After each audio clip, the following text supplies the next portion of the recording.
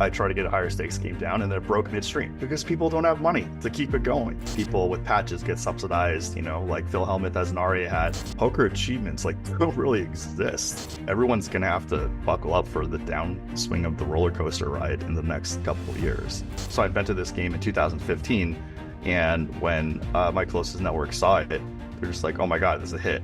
And I'm like, I know. Welcome to another episode of the Chasing Poker Greatness podcast. I'm Coach Brad Wilson, and my guest today is Wayne Chiang, who is the showrunner at Live at the Commerce and previous builder of Live at the Bike. In today's conversation, we're going to go backwards in time and talk about the history of Live at the Bike, what it was like running that show. We're going to talk about compliance, all the behind-the-scenes issues that come with putting on a production like Live at the Bike or Live at the Commerce, Hustler Casino Live, etc. The restrictions that prevent folks from innovating as quickly as the audience would prefer. We're going to talk about the future of poker. We're going to touch on the Jonathan Tamayo incident with the solver at the WSOP main event final table, and Wayne is going to also introduce us to Two Hand Hold'em, which is a casino game that he developed and got patented and is now going out there into the world to do casino game things. So stick around if you enjoy learning more about the way that behind the scenes works in the world of poker. Don't forget to like, comment, and subscribe. And now, without any further ado, I bring to you the one and only Wayne Chiang. Wayne, welcome back to CPG. How you doing, sir?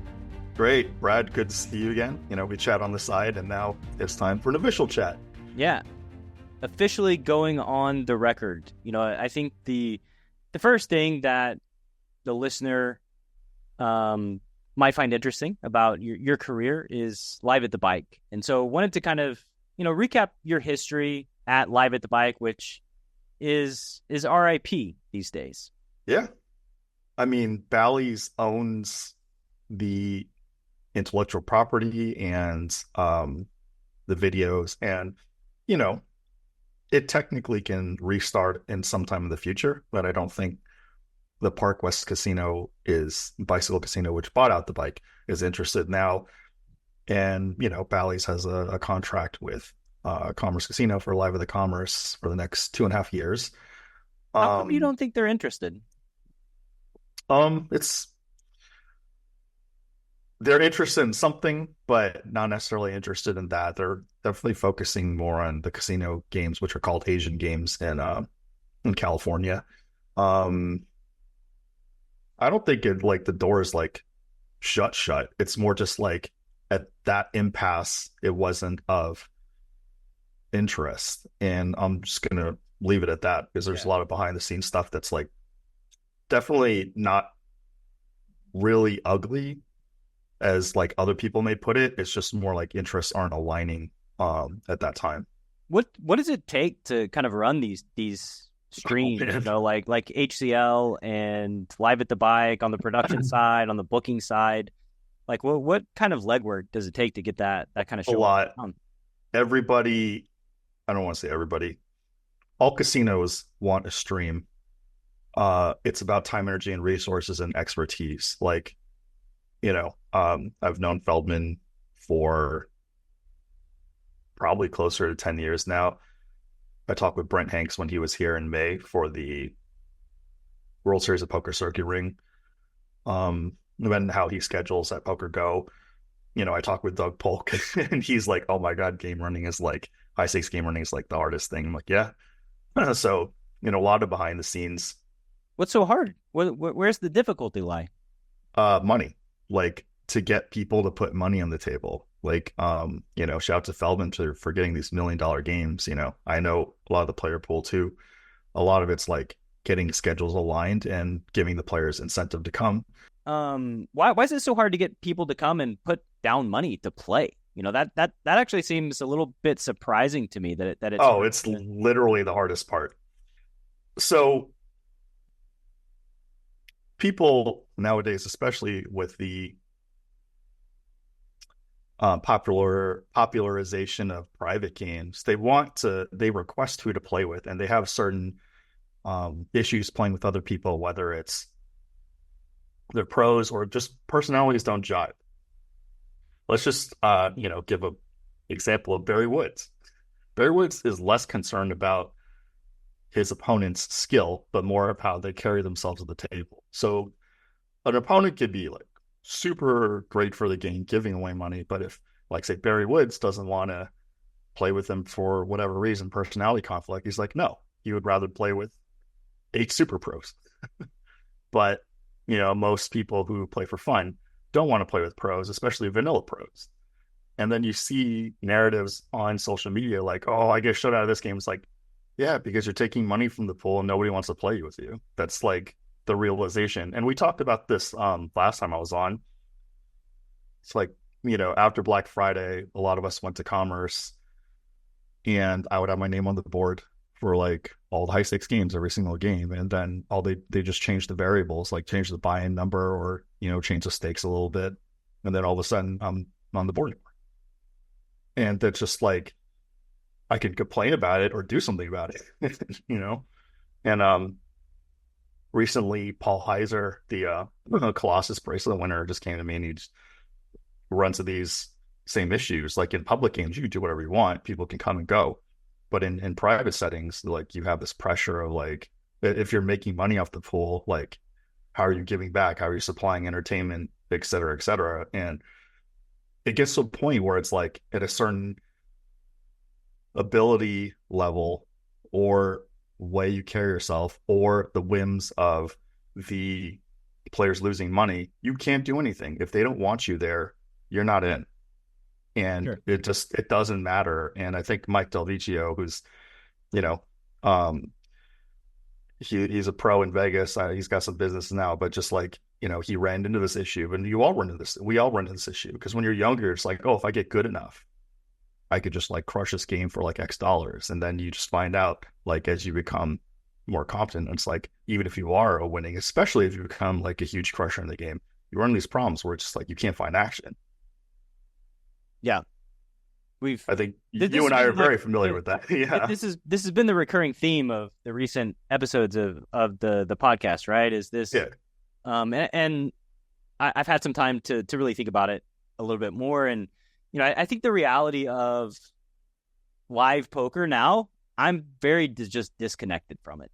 Online poker, it's a jungle. It's kill or be killed. It is survival of the fittest. It is get as good as you possibly can. Don't make mistakes. If you make mistakes regularly, you will die and everybody else will eat you. There's just no getting around it, right? And live poker is, I don't know if I want to say more civilized, but it's just a different game. It's different. And it's just like, the people like us who have an online background, we're used to meritocracy and like, oh, the seat open, you take a seat. In live poker, it becomes more political and you have to have human skills. Yeah. And human skills have limitations. It just like, it is what it is. Like, I was discussing with Garrett like years ago. I was like, back in the day, I was very stingy about like a lot of things, like tipping or just like, these are my chips, blah, blah, blah. And now like I'll throw like lucky $100 bills, not often, but to certain people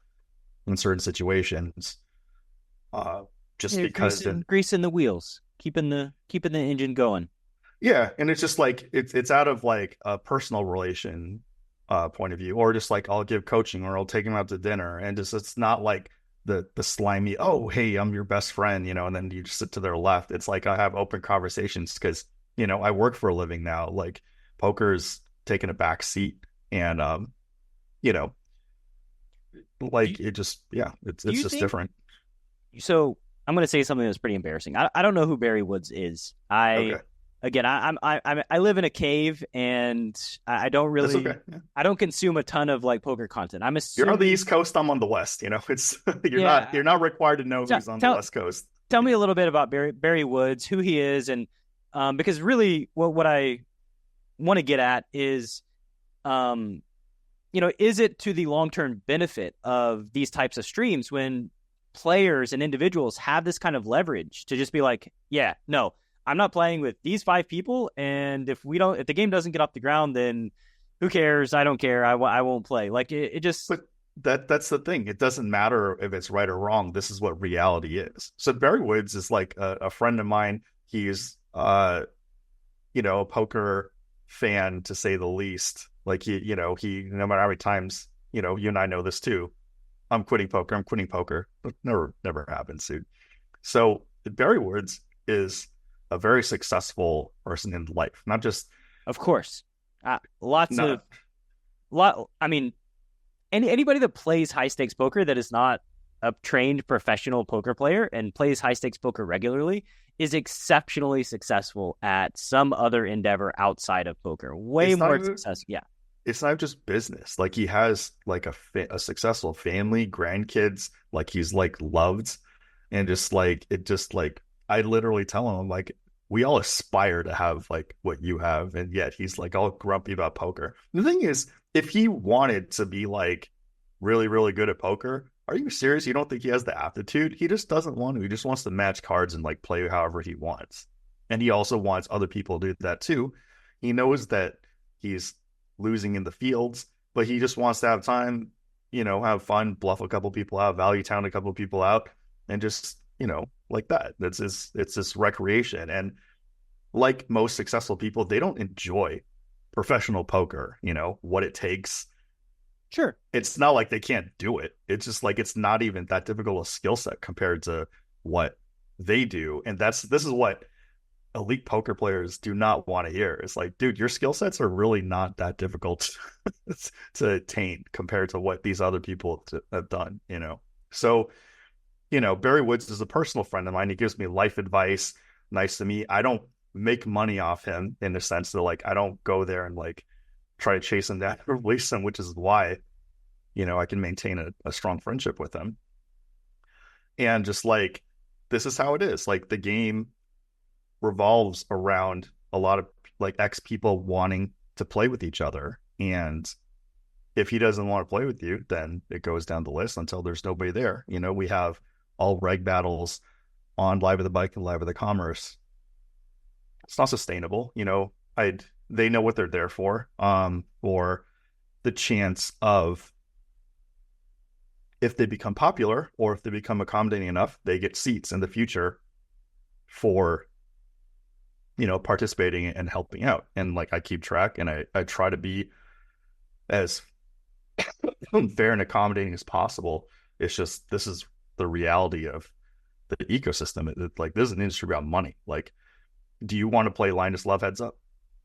Probably not. No. Yeah. So that's the whole thing. If you're not willing to play him heads up and he wants a game, then what? You're gonna want to play against situations where not only you're making a profit, but like a reasonable margin of profit. And or else it's just like, why? I'm doing well in global poker. There's several people on there.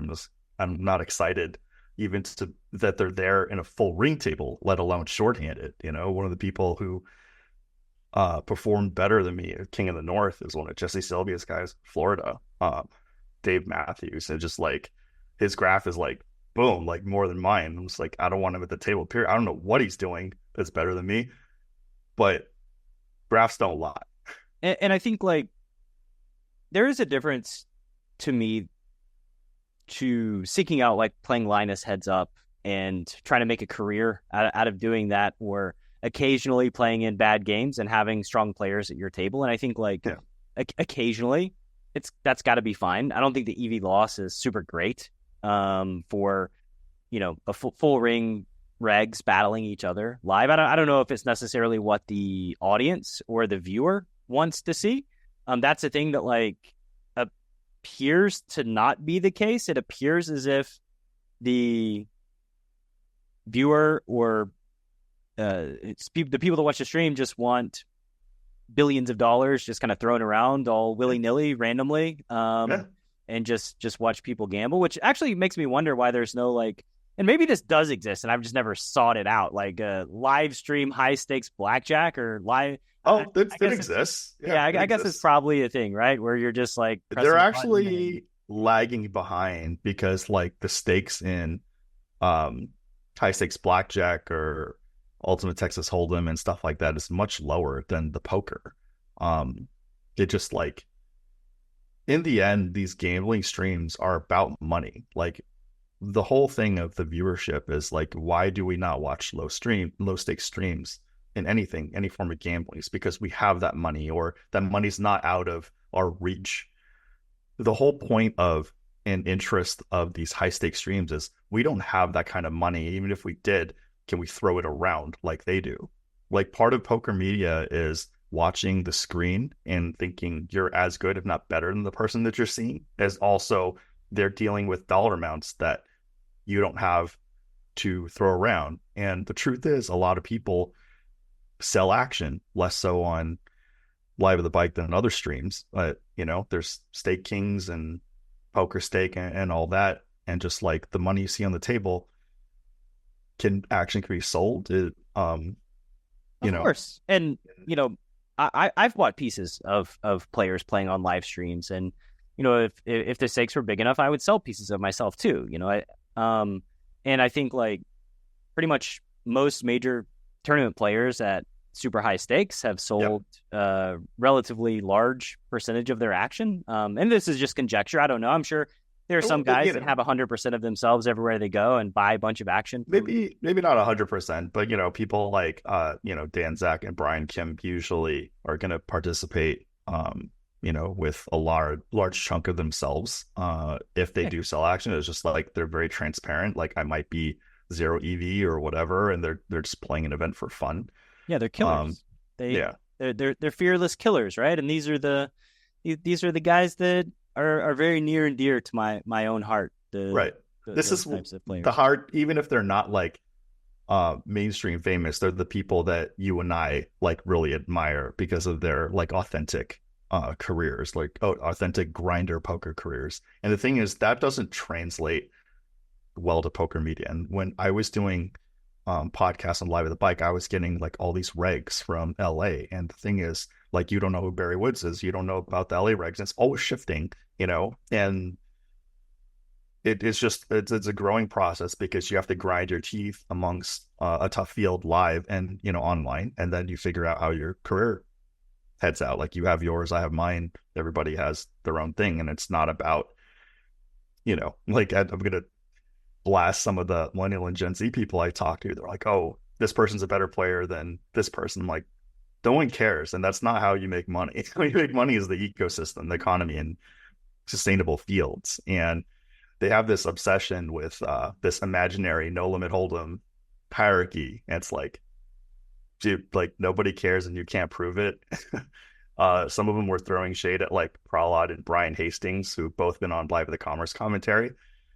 And I'm just like, what kind of shade?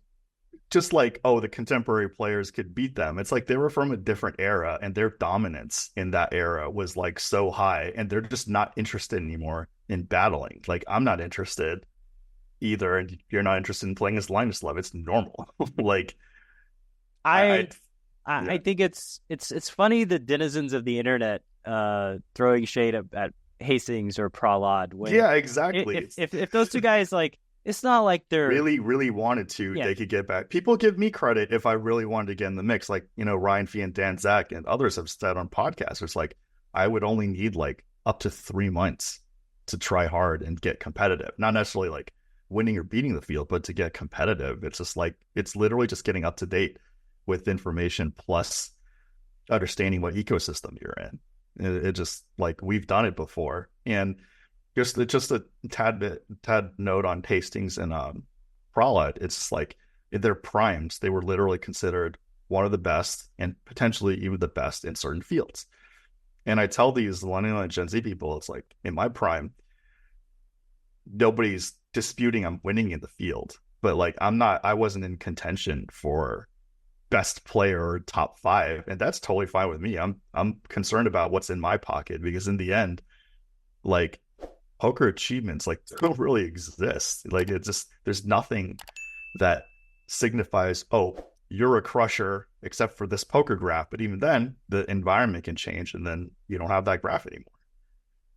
But like bracelets, like reputation, like the A+ game, elite skill, like, just throw it out the window. That's like less to do with making money off the game than people think. I mean, there are I think commonly recognized very talented crushers in this space, right? Like, Brian Hastings Kim. and Prahlad are Yeah, are all timers. And if they so chose, again, like I make jokes about feeling old, and my players call me sure. the old man. I'm 40 years old, right? Like not exactly over the hill just yet. And Brian Hastings, I don't know how old he is, He's but about probably that age, yeah. far younger than you would think, and way more capable. If he genuinely cared to want to be an elite poker player today, he would be an elite poker player. And there's like There's not an. Prahlad I as mean, well. he can be too. Like I don't actually I'm know. sure Actually, I've he been is. Like I'm I'm commentating with him on Live of the Commerce, and I'm just like the information he's spitting out is like, yeah, sounds pretty elite. And his a lot of it's like not just talking the talk but walking the walk. His execution is elite to me. Like he's playing the games of commerce plus like the the tournaments, and like he's performing. He actually just chopped and got top three, and you know I think got a pretty good deal on ICM because of his skill or whatever, and just like his skill is recognized skill. So it's like we're not always going to be playing the biggest games online, and he's playing the biggest games in the room, but like online it's like that's a whole animal in itself. It's just like, how do you get money online? How do you battle? How do you get seats? There's like all these things that people who are judging from the outside just don't really understand. Well, It's like anybody that has time to judge, availability. Yeah. it's hard, right? Like I can say that I have no idea. Like I said, I don't know who Barry Woods is. I don't really know. I don't keep up with the We don't yeah have time. with all the stuff, right? Because Yeah. I'm actively learning and Right. coaching and communicating information on a daily basis, and so like Yeah. I can say I don't really watch poker streams. I don't read the comments on the streams, We're not the demographic to watch poker streams. That's the bottom line. and I think most of the best poker players in the world are pretty hidden and behind the scenes, and very rarely, do you hear about them. And those are consequently the opinions that I trust and value and cherish more than anybody else's opinion on the space. And yeah, but anyway, we're going off on our tangent here. Sure. Which we So had to. we Just to did. cap it off for Live of the Bike, like I've been on the poker stream scenes for like 10 years. The director at Live of the Commerce, who was a co-owner, and the director of Live of the Bike, Brian Arakaki's been there for 12, 13 years now. Live of the Bike had like, I think, a 18 to 19 year history. And again, like we said, it's not impossible that's revived, just like High Stakes Poker, the show. But a lot of careers like Bart Hansen, Dave Tuckman, the founder, Evelyn Dillard, like Lyman's been on there. There's like a lot of people who got their jump start there and then go off to do their thing. And this, it's not a rule or requirement to stick with the thing. Like, people have different visions and different abilities. Like, Feldman was there for a bit and just. Do you think the state of these streamed games is that this is the end state of them? Can you foresee any kind of innovation or change happening in the future? Yeah, and it's talked about all the time. So one of the things, like, execution is one thing and vision is another. So when you're looking at a screen and you're saying, oh, this can change, that can change, this can change, it's like, you really think the people running it don't know this? Like the people running it know better than anyone how to improve things, and things are not like executing are effective for a reason. It's time, energy, and resource constraints.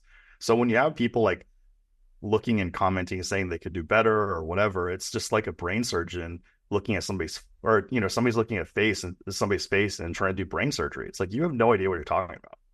Like, you didn't even know that the game building for the high stakes is like literally the hardest part, and to sustain week after week. And like it I do get it from the outside point of view. You have no idea how hard it is, but like when you actually do it, you're like, oh, this is bad. Like, what if the game is built around a certain person and he loses all his money? Then maybe the game lasts a week later or 2 more weeks, but then if you have nobody like feeding the game, there's no game.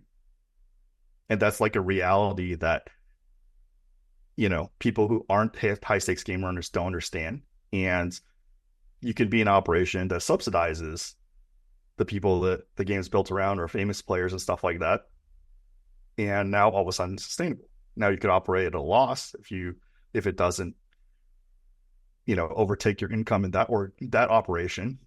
But that's the reality of business. Like businesses get funded, like people get paid more than others. If you had infinite money, what would the ideal utopian stream, like how would it be constructed? What would it look like? What is, Wayne's ultimate version of running a live stream? So this is the catch-22 that you ask the question in a proper manner, but it's like, if I have infinite money, then I would have 9 people with infinite money playing poker for infinite stakes. Like that's basically what it is. It's just like, I mean more on the production side, more on just the configuration, getting things there's going. So many things. So like one thing that Phil Locke has been very adamant about is like, you get the people's pulse like during the hands. That's something that's like, clearly if there was enough time, energy, and resources, everybody would do. It's not like rocket science, but other people are going to be more passionate about things, and the people actually doing the operation, like me and Brian and the people Hustler and Poker Go, it's like we have practical limitations by the equipment, the organizations we're working with, like Hustler, Commerce, Aria, the Lodge. They all have different protocols and restrictions, and the streams are constrained by that. So Phil Locke wants the beats per minute. Yeah. live and on the stream, on the screen. Yeah, that's just one example. Or the others is like, Squid Game, it would just stand-up game, like progressive, like, all that could be better on screen and better on the table, but there's constraints by the casino's policy and what the DOJ allows.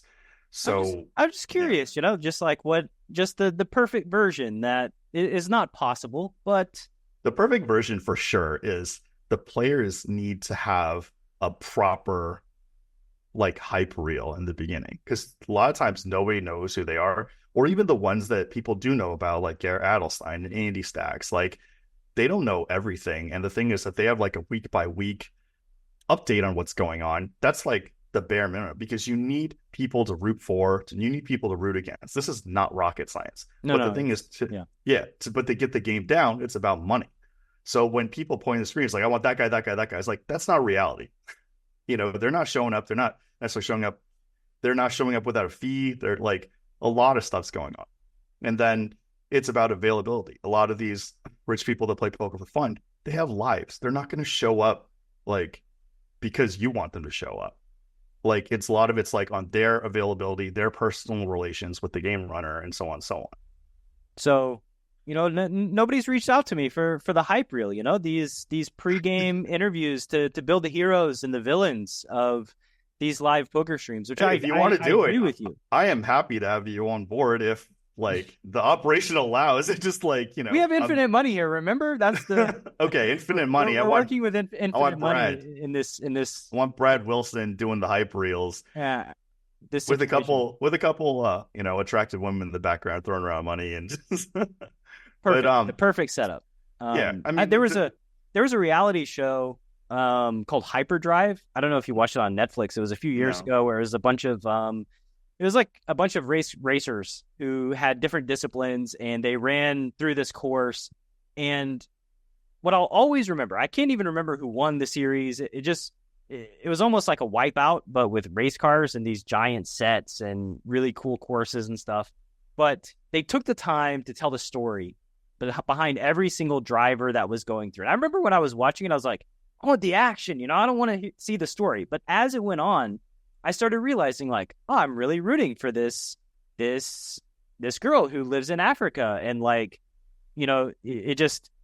this is her dream. And like when her car like stalled out and she's like crying, you feel it, right? You feel that emotion. And ultimately, I think that no matter what your show is, no matter what you're promoting, the viewer wants to feel emotion. Like that's how you get them there. That's how you get them to stick, is through that emotion. And so like building up heroes, building up villains, having these background stories. I did a podcast with Poker Bunny a few years ago that I really remember blew that. up, and Yeah. she was very vulnerable in the conversation, and really, yeah, just laid it all out there on the line. And it was this person that was kind of seen as one way, but then when you went behind the curtain, there was another version that maybe not Right. everybody was familiar with, that helped people hopefully empathize with her and her story and the things that she's gone through. Yeah. But like, all these stories exist for everybody, right? All the poker Right. players. And that's something that I've always wondered is like, It's we got, about time, energy, and resources, and also the time of the people and people's willingness to like be on camera. Somebody like, Bill Klein, like doesn't usually do these interviews. In fact, says he doesn't want to do them. And then, with cajoling or whatever, you might get like a line or two out of them. So it's not about whether like the gamers, the operation don't know what's good for it. It's like availability, time, energy, and resources. And then, when the head of the operation or whoever says get this done, it's like that's not reality. And then it just like it creates you, conflicts. you just got to bring in, the ultimate likable, charismatic, and handsome human being to facilitate these interviews. And Bill Klein, he would be down. It's hard to get people to do these types of things, but Especially in a live stream where there's so much pressure. So what really did a good job was Game of Gold by GG Poker. They had the time, energy, and resources to do this whole thing, and the prize pool's like, over 400K for the winner. So like, yeah, you're going to get people to do things, but you also have to put up like that kind of dollar on top of the equipment. It's like, well, who's willing to pull the trigger on what that? always blows my mind in the poker space is that, we'll see these reality shows where like first place is like 100K, right? And then I go to some like Cherokee casino in the middle of nowhere, and we got 9 people playing for like close to 400K up top in the corner with like a cheering section of 7 people, like on the rail, right? And it's like, Yeah, wow, like it feels like this moment deserves so much more than it's getting. sure. Like it feels like this should be so much bigger than what it is, right? Right. Which is just another kind of like, again, I'm sure there's logistical A lot of issues. logistics, a lot of Um, like legal issues. Like people have to sign waivers just to be on camera. A lot of people may not sign them. Like in a tournament, usually they have, like in the tournament area said, if you are in here, you are liable to be filmed. And that's the thing is like when you go on stream, you have to sign sure. waiver forms, and like that's a handcuff too. It's like a lot of things, a lot of money transfers. It One seems like these finicky poker players seem to be at the crux of the issue with their very like herding cats around, getting them to agree to certain things. yeah. It's just it's a finicky group. We don't like being told what to do. We don't Of like course, nobody does, complying, period. But especially poker players, they're just especially like, yeah, it just exponentially exponentially, worse. yeah. Yeah. But just Um, like like some people said some stuff about Game of Gold. I'm like, and I know the main person who ran it. It was Spunky, and just like, how hard it is to get people to fly to Korea, South Korea, and just like have them do what they do, and like what just like people don't have time and energy to like take time off of their lives to do it. So Smokey did a great job with a great cast. And, is that the ideal cast? Maybe not, but Spunky knows best about who to cast. But it's about like if people are actually going to show up and perform. Game of Gold did super well, Yeah. and everybody that watched it. Again, I must confess, I did not consume Game of Gold, but people in my community in Greatness Village were talking about it. They were posting clips. It was one of those like kind of just events that everybody was talking about in the same way that people were talking about like the $1 million buy-in game at HCL. Yep. Game of Gold was on that level. Yep. That's how I know something is doing well when my community is like actively talking about it, and they seem like they're excited to watch a new episode or to watch a live stream or whatever it is. So yeah, it seems like Game of Gold, pulled off a good program and kept everybody interested and kept it just kept everybody's attention in the poker space, which is difficult to do. Yeah. I mean, it takes a lot of time, energy, and resources and approvals. And that's the thing is like when people say, oh, does this casino want to stream? Does this operation want to do more? It's like, it's always yes, but who's going to do it and who's going to pay for it?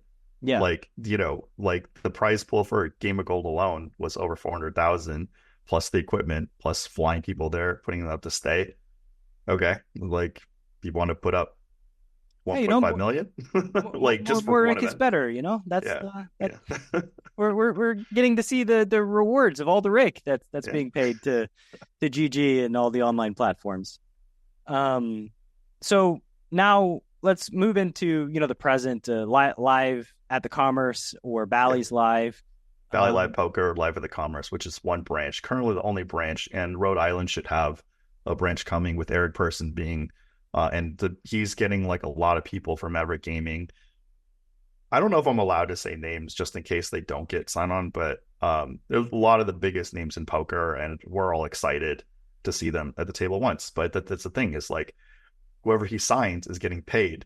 Like these people who attract an audience and you want them to like film promos and stuff, they need to get paid. So, that's not something in the current situation, especially with, my budget getting cut off. It's like it's they're yeah, it's just not a reality when you have like nothing to work with. So, Yeah, um, people generally like being paid for their time and their energy. yeah, Tends to yeah, be something. Poker is this weird game that is almost different than most things on the market. Where yep, we like the WSOP, right? Poker Go has the rights to WSOP for now, For one now, more year. and all this content that gets generated every year.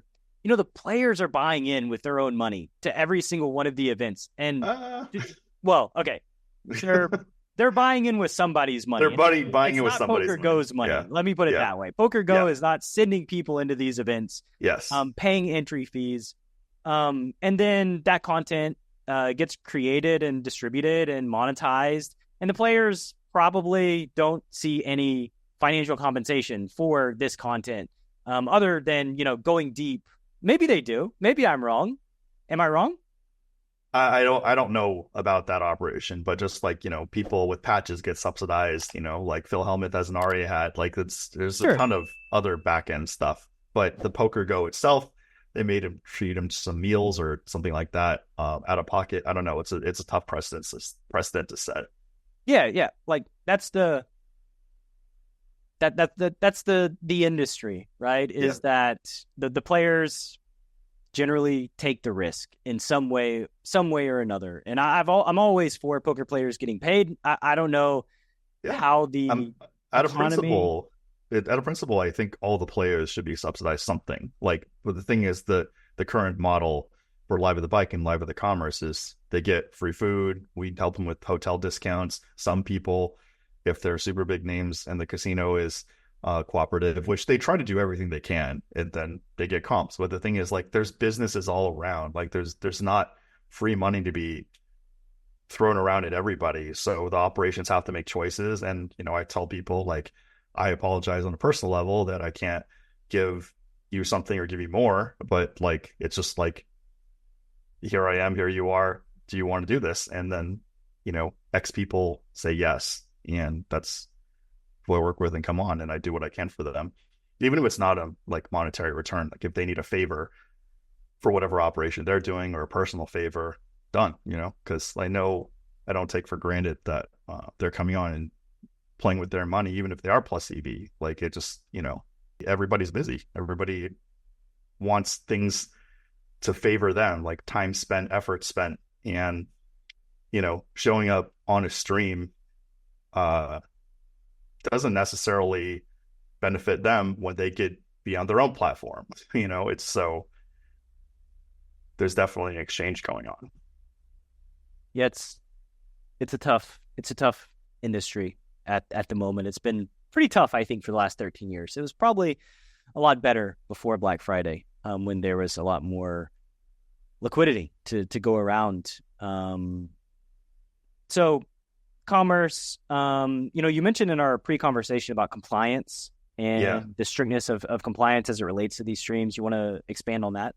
So yeah, I mean, people ask like why you don't have so and so player on Live of the Bike and Live of the Commerce, and I think the Bicycle Casino and Commerce will uh gladly confirm that I'm very compliance strict.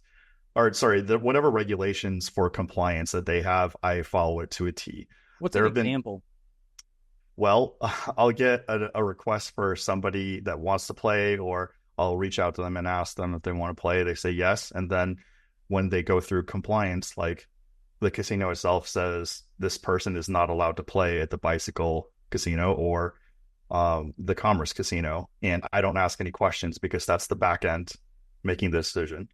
What would be a reason why they're not allowed to play? I mean, is it some? So there's a thing called Title 31, which is the Anti-Money Laundering Act. When somebody buys in for more than 10,000 in a single day, it needs to be logged. And the process that the Bicycle Casino and Commerce, I believe, I talked with the lodge, I talked with Jay Lum and Doug Polk. I believe MTLs are also in Texas, so I'm presuming it's nationwide. But even if it's not, maybe just, casinos it has to be nationwide because like I don't know if the exact protocol is the same.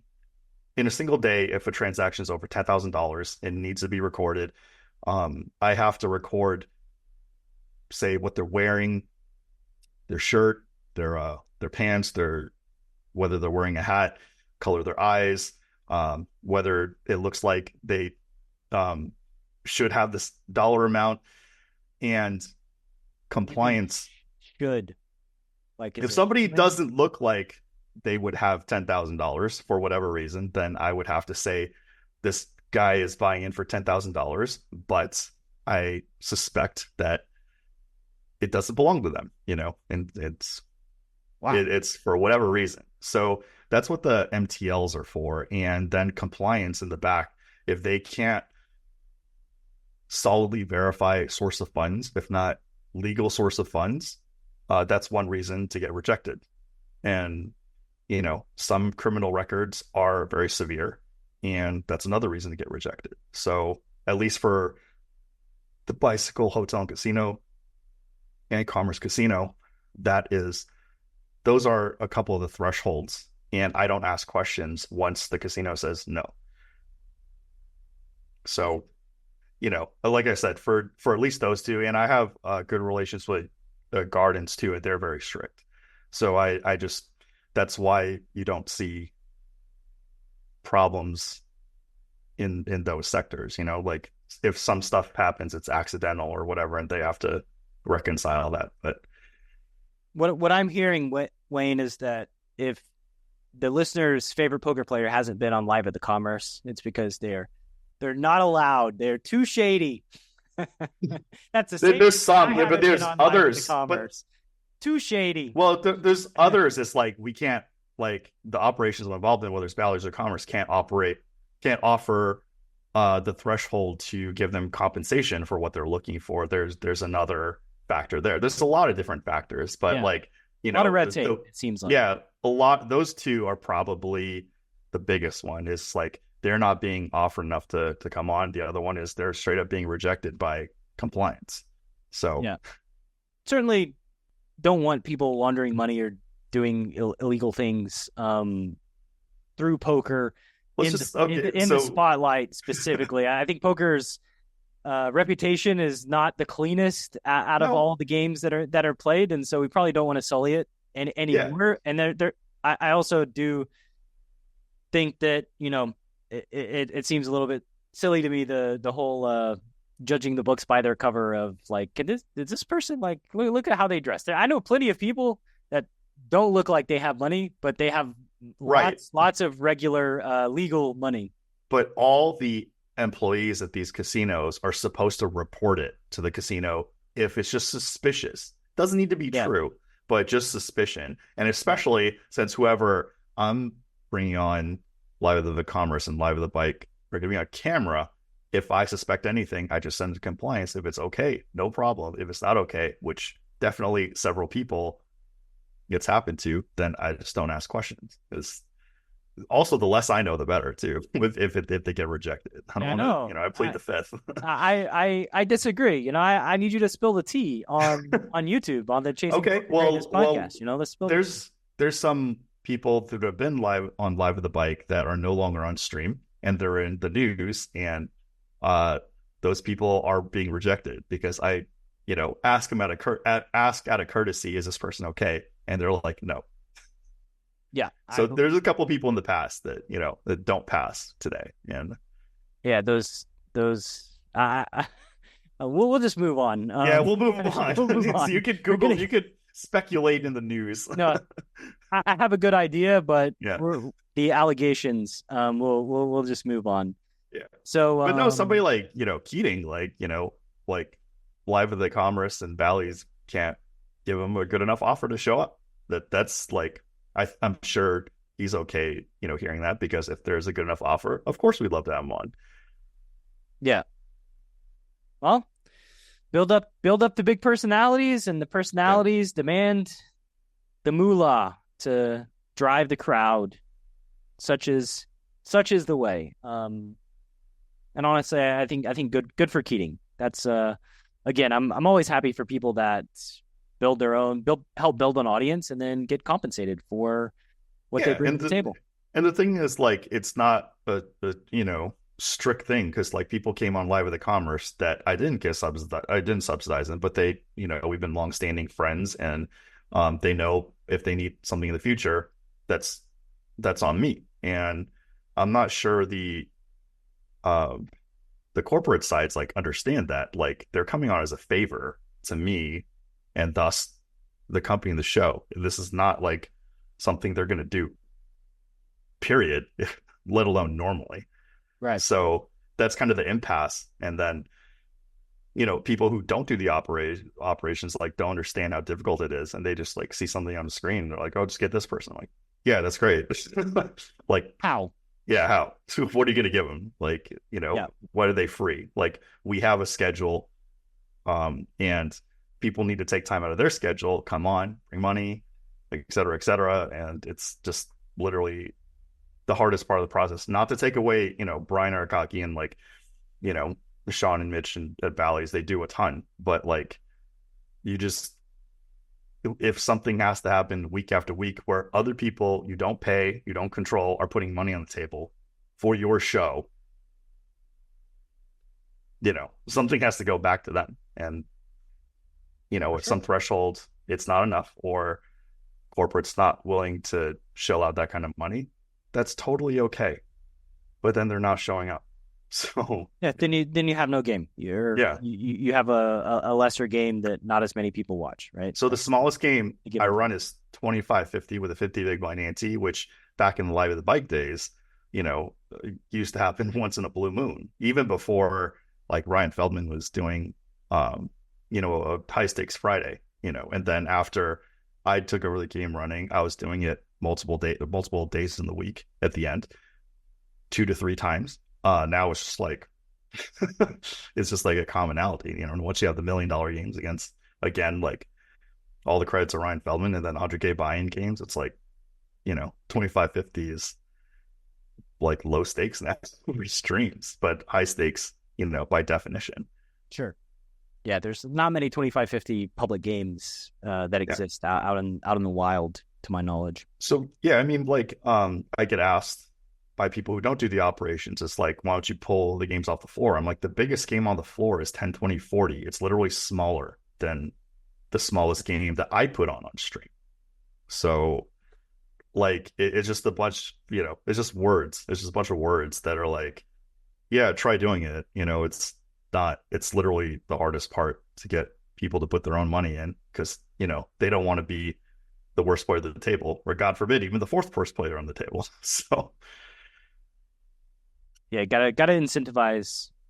Oh yeah, so I talked with Brent Hanks, and Brent Hanks actually has a backup game at Aria. So if his main game falls apart, which is a game runner, it's common, then Brent Hanks actually has a backup game in Aria to just literally put on. I'm just oh my God, that'll make your job a lot easier, that you don't have to fret losing the game, because if you lose the game, you have to pay the staff, and you have like no product. So there's so much pressure before the game to like get it down, period, and then get it as good as possible. And you have to make decisions like, like in Live of the Commerce, like a month ago, I tried to get a higher stakes game down and then it broke midstream because people don't have money to keep it going. Like that's what the issue is. It's like an economy. If there's no money, there's no game, there's no business, there's no spending. And I would have thought it was common sense, but like I get asked the questions over and over, so I guess it's not. You kind of led to a natural segue of something we also talked about. You mentioned the Asian economy not doing so hot. Can you touch on that? And by the way, for the inevitable comments, I'm not an economist, so please don't crush me too hard. That's okay. So so basically, Asia had a really big run up in the last 20, but especially the last 10 years. A lot of stuff was done in all of Asia, but especially China due to the large population size. But, South Korea, Japan, Taiwan had also been doing well. So a lot of this stuff was based off of, funding, running it up in the stock market, et cetera, that as we've seen in America can lead to a bubble, like in the dot-com crash in 2000 or the housing crash in 2008. So this was something that was inevitable. And once that crash happens, there's no money, there's no spending. And a lot of gambling has to do with expendable income. So if people don't have money, they're not gambling. And that affected our industry and other industries I'm adjacent to pretty badly, because a lot of money from Asia is feeding the American games. And people can thrash the American government all they want. And by no means is anybody just like perfect or has the perfect solution. But since the Great Depression and the early 1900s, I think America's had a lot of practice kind of doing Band-Aid methods to get people, get the citizens and the country out of an economic crisis and a recession. And I think the other countries don't have that kind of experience and competency and maybe even the interest that America does to kind of help the average person. So in Asia, that crash is kind of happening now. And from what I hear, it's probably going to be bad for at least 5 years. And that affects everybody. Worse over there, but it's going to affect the American economy, and especially an industry that is based off of expendable income. We see a lot of people on stream with a lot of money, if it's theirs, or even if they're backed by other people. It's like, if that money doesn't exist, it's not put on the table. So that's the downstream effects of the Asian economy kind of tanking, is just less liquidity for being selfish economy for this industry. Yeah. A lot of people's lives are just being hurt and destroyed. Like it just, when people can't eat, I tell the Gen Z and millennial people, I kind of talk to, mentor and coach. I'm like, you guys don't remember the recessions of 2008 and 2000. It's really bad. People are unemployed and can't eat. It's not going to be as bad as 1920, but the higher cost of living now and inflation's going crazy. It's this is real. Everyone's going to have to buckle up for the downswing of the roller coaster ride in the next couple of years, in America too, but in the other countries way worse. Well, on that high note, let's move on to less fun things like two-hand hold'em. More fun things. No, less fun than the economy tanking. That's all fun and jubilee over there. Yeah. The two-hand hold'em. Tell the listener a little bit about it. We spoke about it previously in one of the other times that you were on CBG, where, you mentioned that you were trying to get approval, going through the process of getting a casino game, Yep. able to get to market. So I presume that you've made it past one finish line. Right, several finish lines, and only people in my closest network kind of follow the journey the whole way. So I invented this game in 2015, and when my closest network saw it, they're just like, "Oh my God, this is a hit!" And I'm like, "I know, that's why I'm going all in." So I got the patent. I started the patent process in April of 2015, and I ended up getting it like a couple years ago, I think in 2021 or 22.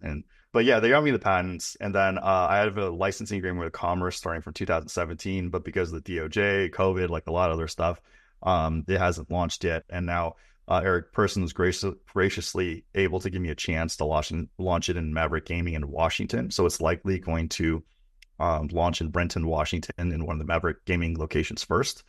Yeah, that should happen like fairly soon, hopefully before the end of the year. But if not, early next year.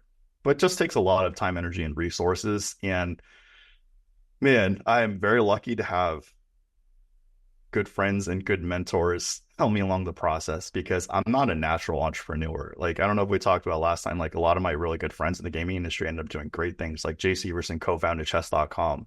Like Brian Weissman was the executive producer of Path of Exile. Dennis Fung is like $1 billion in startup exits.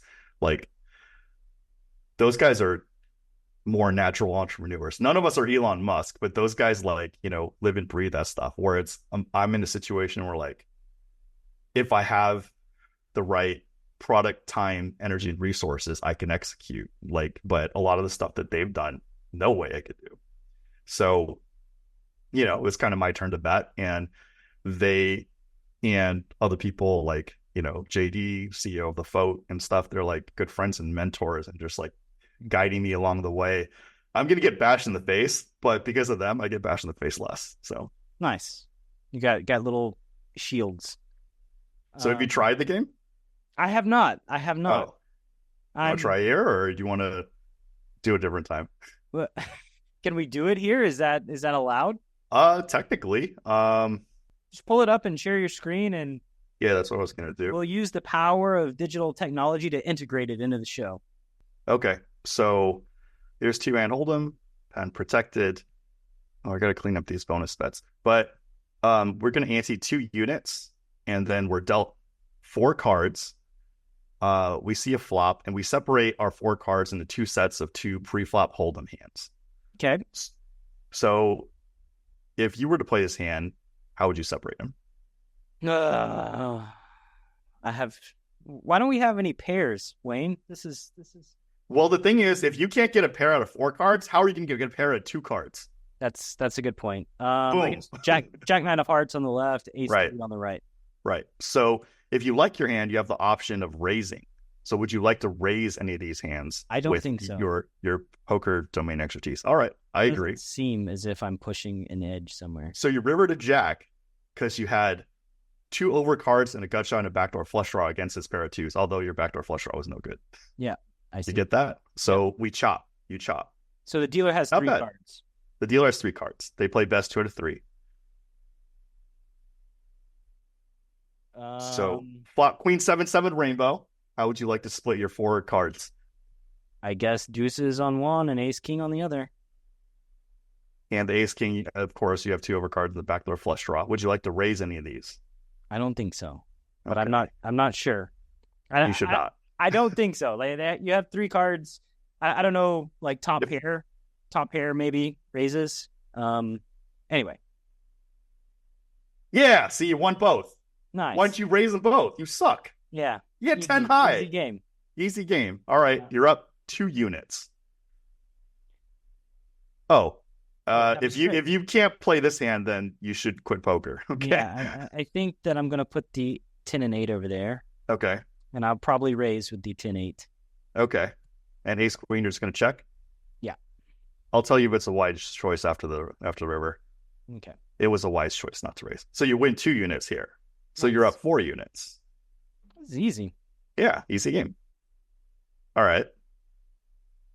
How do you split this? This is actually not that simple.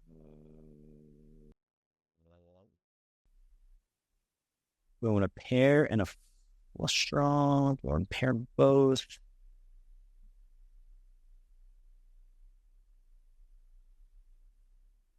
Let's do the king nine and pocket fives. Okay. Would you like to raise any of them? I don't think so. Okay. So the alternative play would be 9-5 of diamonds on one side and raising that hand. And yeah. So up to you. No, I'm good. Okay. So we pushed. Being results oriented, had you put the 9-5 of diamonds on one side and raised it and put the king 9 on the other, or king 5 on the other side, you actually would have won both hands and an extra unit and an extra 2 units because you're raising 2x. I see. Being results oriented, I'm not gonna comment further.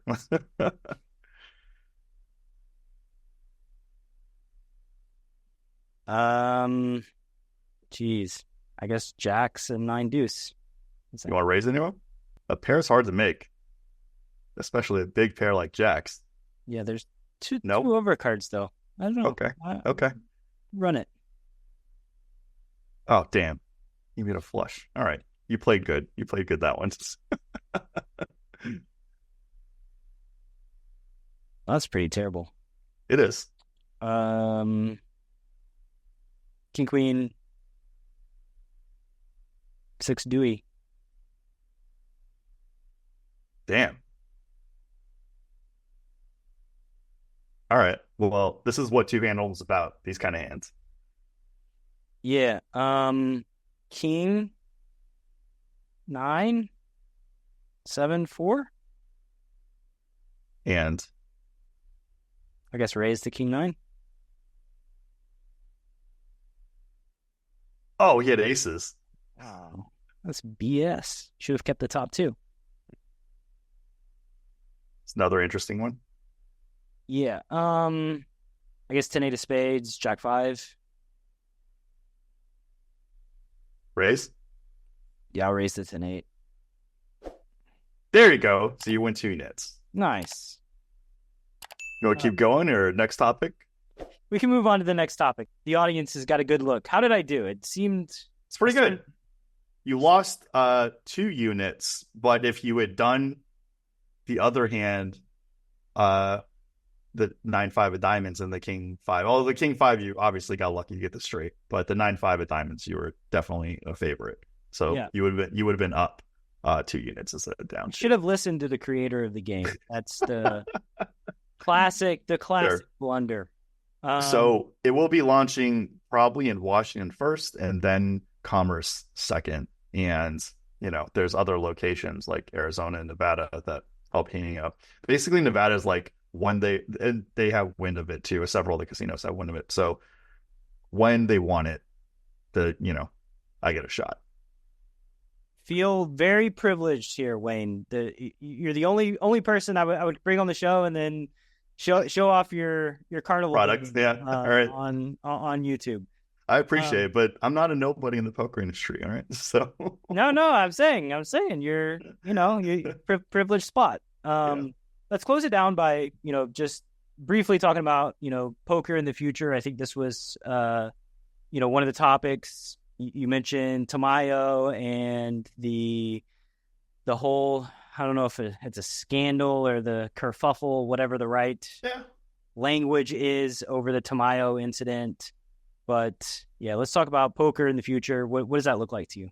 So for the main event, I thought these 2 final tables were actually amazing because you have the high profile Kristen Bicknell / Kristen Foxen.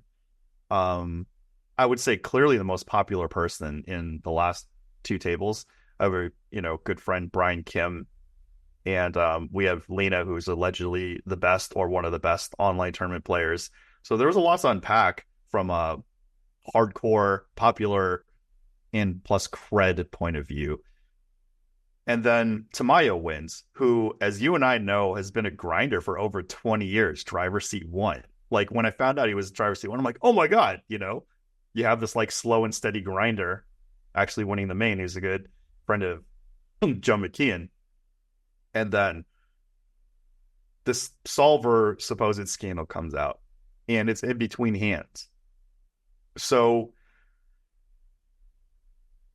I believe tournament policy is like you're not allowed to have these aides at the table, and then it's kind of like bending the rules and going to the side in the stands. Yeah, tournament regulations should be followed, but at the same time, you're never going to be able to stop people from doing this. So what kind of precedent is set now and adjust in the future? It's kind of like, look, GTO, Wizard, Octopi, all the solvers, Vision, like they're all here to stay. So I think in an event like this, allowing in between hands, if you so desire, having access to them actually should be fine. Because it's not during the hand, it's after the fact. This information is, probably good for the public anyway, like the results. So if Tamayo runs the stand, gets the solver output for the hand before, I think the production should be ready to have that stuff on the screen. I mean, is that what he was doing? Because that doesn't really make much sense to me as far as gaining an edge to look. It doesn't gain an edge in the previous hand, but it's to like the peace of mind or the anxiety that you get from getting the solver output, which may or may not be the correct play in that given moment, because as we know, people don't play like computers. So my assumption, if that were the case, then this is a very ideal kind of silly. To me, it's like it doesn't that doesn't have any kind of result on the outcome or any kind of like he's not gaining an edge by doing that. My assumption, not in that hand, no. But like there are tournament rules that say you can't have like aids, or whatever during the tournament. I'm pretty sure though there was a tension on what was going on in that moment, and so the powers that be probably could have made a judgment call one way or the other and taken him to the side in the moment, rather than letting whatever happened. It seems like just kind of mystifying to me that nobody mentioned it while it was going on, that nobody like in the production team was like, hey, maybe we should like address this one way or the other, like make a judgment call as to whether or not this should be allowed or not allowed.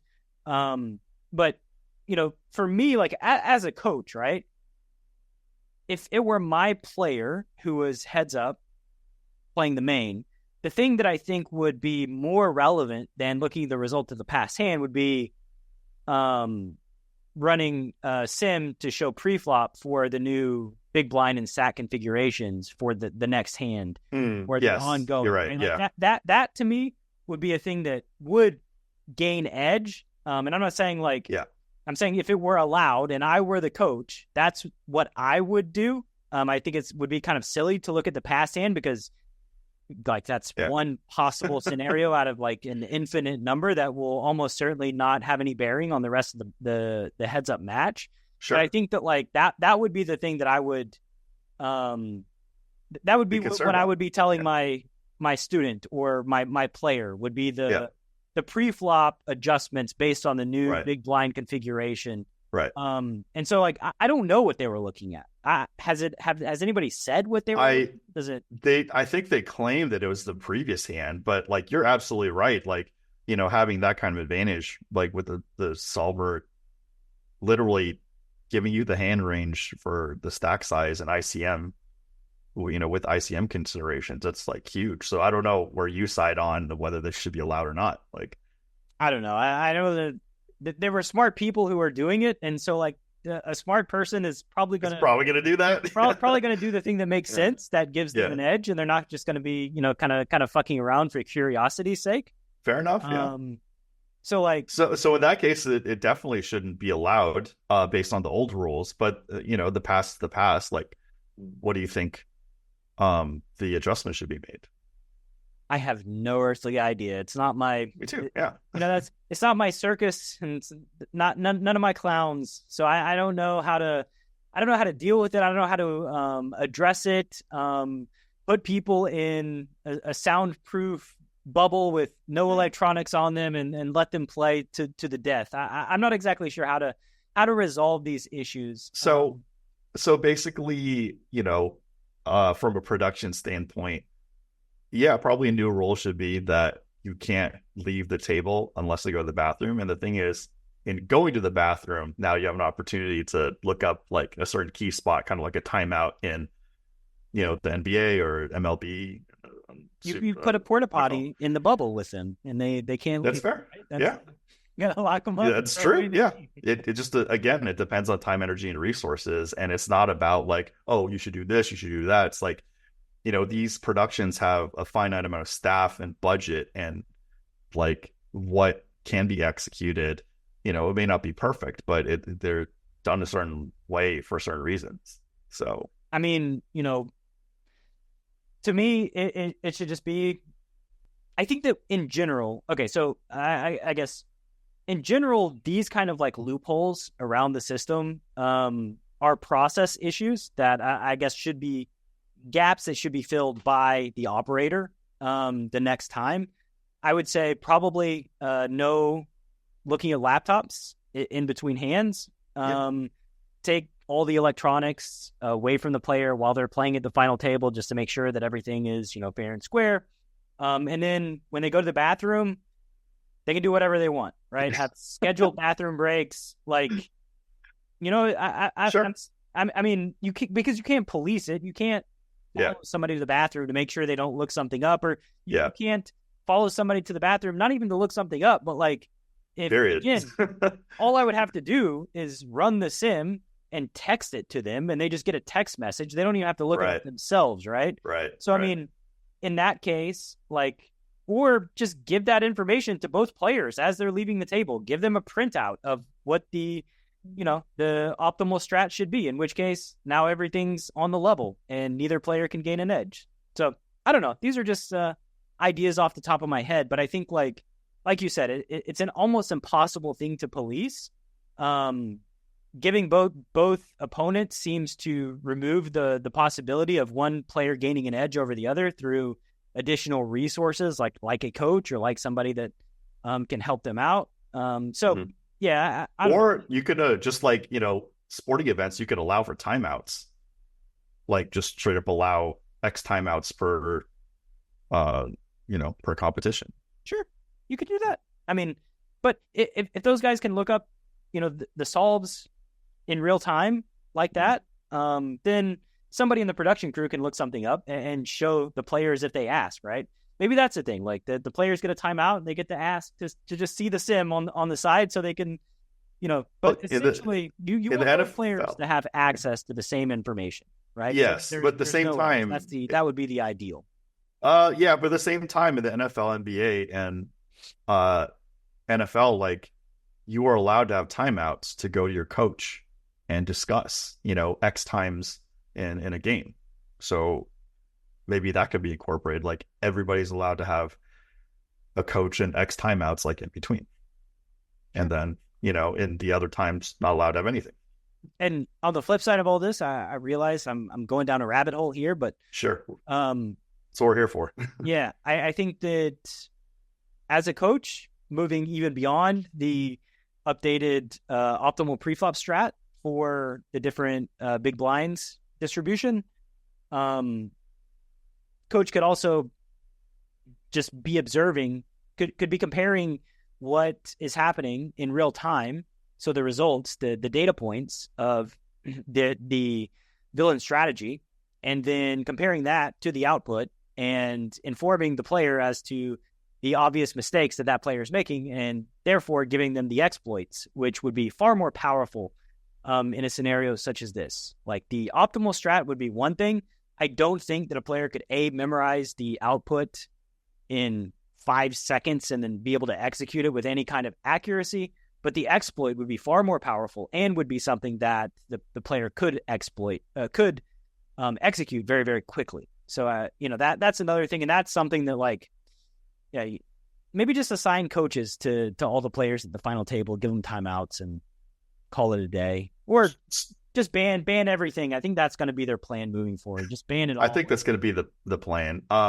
You brought up a lot of good points that I didn't even think of during this podcast. So if you had an opportunity and the operation had the resources, would you be interested in like commentating and or doing like pregame interviews because you have like so many podcasts. And again, you've been around for like 20 plus years. A lot of us behind the scenes are very familiar with you, and you're very familiar with them. Just throwing it down the ether. If anybody's interested in having you, would you want to do this?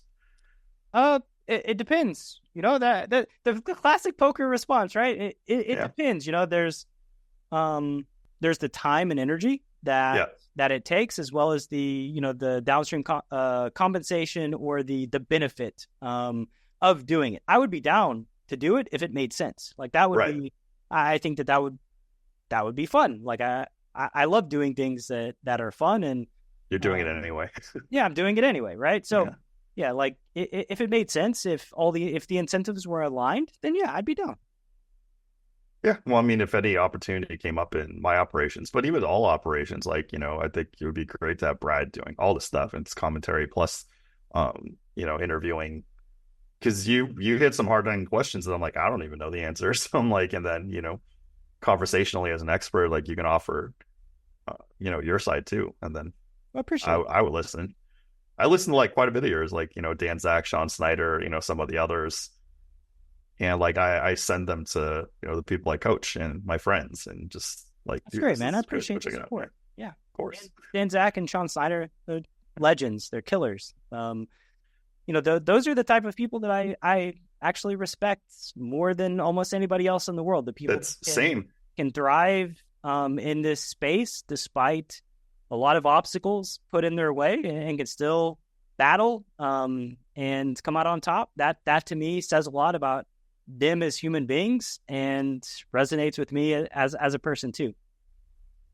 So it's September 25th, 2024. I want to shout out Sean's dog Rocco, who just passed away a week ago. Oh man. You will be missed. Yeah. I mean, I'm not a dog owner, but like I can empathize, and it's not a fun time. Yeah. But terrible. Sorry, Rocco. RIP. Sean, hope you're doing well. I'll go see him next week. So. All right. Well, another high note that we're going to end on here, segueing from the passing of poor Rocco. And by the way, for the podcast listener, I don't know what this says about my life and how good of a life that I've lived, but I think the worst day of my adult life was when our 2-year-old cat passed away maybe five years ago, very unexpected. And so like, yeah, it's completely devastating and just a terrible, terrible thing that I don't wish on anybody. Hope Rocco lived a very long life. He did, yeah. So great owner. We've touched on a bunch of points. It's been great time, Wayne. I'm sure that you'll be back on someday down the line, and maybe we'll be collaborating with each other in the near future as well. I would be happy to work with you on anything, but also I'm sure GG Poker bought the World Series of Poker, at least for the next 5 years. So there's a lot of stuff coming up and a lot of exciting things. So we're going to talk behind the scenes if any opportunities come up, but I'd be glad to like pass your name. Perfect, on in. I'd appreciate it. And any parting words before we shut it down? Where do you want to direct the audience to learn more about you? Well, I have my personal YouTube, Wayne, WAYNECHIANG Poker, and then the Two Hand Hold'em YouTube. And of course, I'm running Bally Live Poker, Live for the Commerce. And, we're going to do whatever we can. Hopefully Eric Person comes on soon because, he has a contract with Bally's, and then he's going to, go to the Bally Live Poker Rhode Island location. And, he's got a big deal with that. So looking forward to like a lot of things, looking forward to what GG Poker does with the World Series and so on. Perfect, man. Looking forward to more Chasing Poker Greatness podcasts with Brad Wilson and a bunch of our buddies. Yeah, that's it's been too long. I took too much time off growing and building my stable and becoming a stronger and better poker player. I'm ready to hit the interview circuit and have all the guys back on again for round 2 or round 1 for the newcomers. All right, guys. If you want to be on the podcast, contact Brad. There we go. Get on. Yeah. All right, Wayne. It's been great having you. I'll talk to you later, man. All right. Later. This is Chasing Poker Greatness. with your host, Brad Wilson.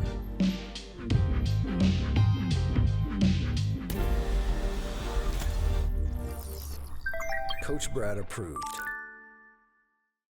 Are you a lone wolf searching for the ultimate pack? The CPG Wolf program is a close-knit brotherhood hell-bent on one thing only: chasing poker greatness. Powered by bleeding-edge wolf strats and led by Coach Brad and his lieutenants, CPG Wolves are systematically prepared for almost any spot they'll encounter on the green felt.